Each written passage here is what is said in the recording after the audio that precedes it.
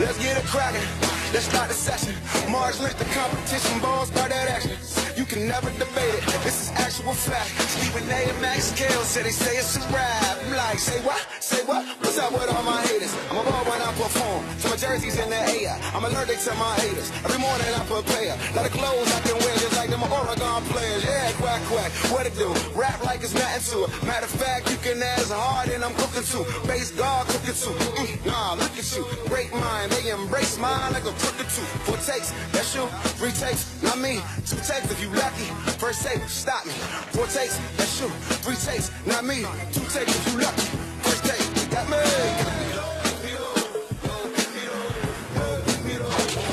Well, hello there. Good day. Come on in. This is First Take. Thank you so much for hanging with us. We have a lot to get into, correct, Max Kellerman? A lot of it, not all of it's good. Stephen A. is in NYC. How we doing today? Good morning, good morning. How y'all doing? Let's get it on. We're good. Let's get it on. We ready to work? Here we go. Always. Folks in the Bay Area are still holding their collective breath after their prize acquisition. Kevin Durant hyperextended his left knee in his hometown. We do have an update for you. That's coming up. Teammate Jaja Pachulia was tossed backward and landed on Durant's left leg. KD stayed in for a few more possessions before limping off toward the locker room for good when Golden State called a timeout. Now, Durant underwent an MRI. Golden State will reveal those results a little later today. We'll give you those as soon as we have them. But meanwhile, Matt Barnes' name has been trending all morning on Twitter. Barnes confirmed to ESPN that the Warriors have lined him up as a potential Durant fill-in. Here's his coach and teammate on that injury. I'm always concerned about any injury because you never know how bad it's going to be. So we'll just wait and see and keep our fingers crossed. You're never comfortable when you lose somebody who's one of the best players in the league. They're obviously concerned. You know, anytime a guy goes down, especially when you're talking knees, you know, it's a concern. But, you know, nonetheless, we still got to figure everything out, you know, why he's not out there. But, you know, hopefully he's okay. We're not going to act like he died, you know, and we don't even know what happened. You know, what's going on. Like, you got to know something before you can kind of go along those lines. You know, we really don't know much right now. Leave it to Draymond to bring a little levity to the situation. But we do know something now. This just in, a source close to Durant telling our Jeff Goodman that he will be back for the playoffs. So, Stephen A., with that, I ask you this question. If Durant is less than 100%, do the Warriors still win the West? No, I'm not so sure about that. That's number one. And before I get into anything else, I reported on SportsCenter about a half hour ago. The Warriors are going to release some information within the next couple of minutes talking about how Durant is expected to be back for the playoffs. I reported that about a half hour ago. But I'm also hearing from other sources that they may be keeping information from folks. There's some real concerns as to whether or not Kevin Durant's season is done. I'm not sure what's going on right now, but I can tell you Warriors sources have told me that even though he's expected to be out for the rest of the regular season, he will be back for the playoffs. That is their position. Others outside of the organization, but connected in NBA circles, swear they're hearing something entirely different, that Durant may end up being done. I don't know what to tell you. We'll go with what the Warriors are saying. Having said all of that, when I look at the Warriors right now, let's not underestimate the San Antonio Spurs or the Houston Rockets. Certainly Kevin Durant being gone is a devastating blow, but they're still a legitimate team. And the acquisition of Matt Barnes with his mental toughness, with his tenacity, with his fearlessness, because he's not scared of anybody. As far as I'm concerned, that's a welcomed addition to any bona fide playoff roster. But I can't ignore what I'm seeing from the San Antonio Spurs and the Houston Rockets. In the case of the San Antonio Spurs, Max, we're looking at a team with Kawhi Leonard, who is a league MVP candidate. The acquisition of Pau Gasol in concert with LaMarcus Aldridge gives them size on the front line. And then you have a guy in Greg Popovich who recognizes his team is slower, but they're very experienced. And if anybody could dictate pace, they can. A matter of fact, at some point in time, Max, you and I may need to get into a discussion whether or not LeBron James and those boys are happy KD is hurt. Because basically, if the KD is hurt and can't go, if the San Antonio Spurs are the team that LeBron James has to face, I'm not sure he'd look forward to that. In the case of the Houston Rockets, you got a guy in James Harden that told me during Super Bowl week that the ball is in my hands. I'm going to get dudes in foul trouble. More importantly, I'm not going to be the timid soul who came off the bench for the Oklahoma City Thunder 5 years ago when we lost in the finals to the Miami Heat. I'm going to be far, far more aggressive than I've ever been in the past. This is my team. I'm the leader. I know what is required of me, and I'm going to show up and deliver. So his ability to get dudes in foul trouble, to get to the free throw line at will, to get guys sent to the bench, and to have marksmen around him, along with the acquisition of Lou Williams, makes Houston formidable. So my answer is very, very simple, Max. I'm not going to sit up there and say that Golden State is not the favorites, but could they get knocked off without the services of Kevin Durant? I think the odds of that happen have increased exponentially. And Stephen A., we do have some new news breaking across wires right now that could potentially change your position here. Kevin Durant, this is straight from the Warriors, has a grade 2 MCL sprain, a tibial bone bruise, and from what we know right now, he'll be out of action indefinitely. He will be reevaluated in 4 weeks, and there is no timetable for his return as of right now. So again, that's a grade 2 MCL sprain and a tibial bone bruise, out indefinitely, reevaluated in a month. If Kevin Durant is gone, the Warriors will not win a championship. That's not going to happen without Durant. But let's take the case that Stephen A. you just responded to. Let's say he gets back by the playoffs, and he's something less than 100%. He's 80%. Not only do I think that even without Durant for the rest of the season, the Warriors are likely to win the West to be the #1 seed, I also think at, let's say, 80% of Durant, the Warriors get out of the West once the playoffs roll around. Now, obviously, their odds of succeeding have decreased without Durant, of course. You lost the second-best player in the league, most likely, right behind LeBron James. But they are 4 games better than the Spurs right now, 8.5 games better than the Rockets. The Warriors have 22 games to play. Do I think without Durant, let's say the addition of Harrison Barnes, and I agree with you, Stephen A., that mental toughness and the kind of good teammate that he is may be exactly what the Warriors need, a little bit more of that. But the point is, I don't think the Spurs are 4 games better than the Warriors taking Durant off the Warriors over a 22-game period. And I certainly don't think the Rockets are 8.5 games better. And why do I say that? Well, yesterday, we had a good little litmus test or a good little indicator. They go across country. They just began a cross-country road trip. They play a bunch of games in not that many days. They were playing the second of back-to-back on the road across the country. Steph came into the game ice cold and remained cold throughout most of that game. They played essentially without Durant, and they played one of the best teams in the East. Obviously, that team was at home, and they've been hot. And what happened? The Wizards were lucky to come away with a win by the skin of their teeth. And what does that highlight about the Warriors? Even, you don't have Durant now. You also don't have Bogut or Barnes. What it highlights is a lot of the praise that the Spurs get for being coached up so well, for being this machine. The Warriors deserve that too. With Kevin Durant, they're basically the Spurs with more talented personnel. Without Kevin Durant, they're kind of the Spurs. They know exactly how to run what they run. They've been doing it now for several years. They've had a lot of success with it. And again, I bring up the second of back-to-back cross-country road trip, Stephen A., because what's the safest bet in sports? NBA, second of back-to-back, on the road, especially across the country, that team's likely to lose, particularly when they're playing a good team. Take the best player off that team, and they barely lose. The Warriors are really, really good. I think good enough to withstand the surge that's coming from the Spurs and the Rockets if they don't have Durant. And once the playoffs roll around, you add Durant, even most of Durant, to that mix, they're going to get out of the West, provided Durant comes back for the playoffs.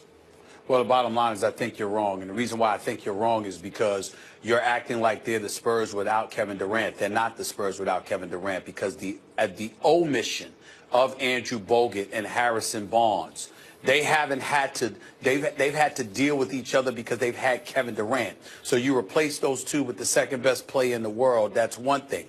But to lose that second best player in the world, now the absence of him after you've been playing with him this long, combined with the absence of Harrison Barnes and Andrew Bogut, really, really hurt you, particularly against the Spurs, because if nothing else, both Barnes and Bogut were formidable defensively. Suddenly, without the rim protector in a Bogut, without a defensive guy like Harrison Barnes to sort of help you out, that puts more pressure on Iguodala because now he's got to log more minutes. The Sean Livingstons of the world, these are people that have been on your squad, true, but they played different roles. And not only that, you had more depth, so they were able to do more because they wouldn't have to expend but so much energy because they knew they had the depth. But now you don't have, you got to remember, if you're thinking about life without Kevin Durant, it has to be without Kevin Durant, Bogut, and Barnes. The three of them.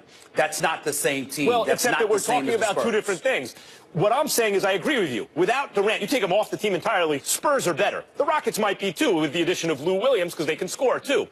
But there are two separate issues here. One, the rest of the regular season, who gets the #1 seed. What I'm saying is with 22 games for the Warriors left to play, the Spurs have a couple more than that.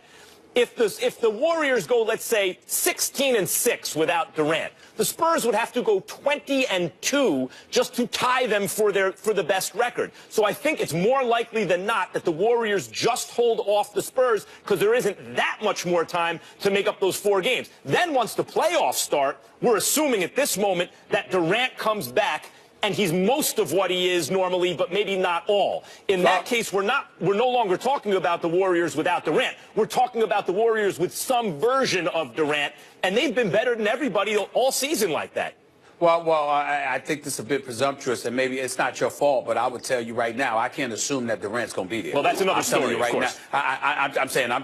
I'm just telling you right now. So I'm only addressing your point, thinking about the absence of Durant combined with the absence of Bogut and Barnes combined with Bogut being in Cleveland. So not only is he no longer for you there at Golden State, but now he's playing for the nemesis, which is the Cleveland Cavaliers. So he's able not only to be a rim protector, but he buffers and elevates the stature of Tristan Thompson, who now has somebody to suffer to spell for him. And then take this into account, Max Kellerman. And even though we were talking about the Western Conference, let's just veer to the finals for a second here. How did Cleveland win the championship? It just wasn't because of the greatness of LeBron and Kyrie. It was also because they dictated place, because they got more physical. Okay. Well, can you imagine this? Bogut in the middle, just for at least some minutes. Bogut in the middle, Tristan Thompson as your power forward, LeBron as your small forward. Could you imagine how you have the potential to be? And the reason why I throw that out there is because we actually saw Tristan Thompson out at the three-point line defending Steph Curry and Klay Thompson at times on the perimeter, so he can move his feet and defend. A compromise. Right. I mean, Steph Curry couldn't get separation with like Steven Adams in the Western Conference Finals. Yeah, but the compromise Steph Curry is not a compromise Kevin Durant. Okay, look. See what I'm saying? Okay, now we're on to the next thing. Let's talk about the Cavs in the finals.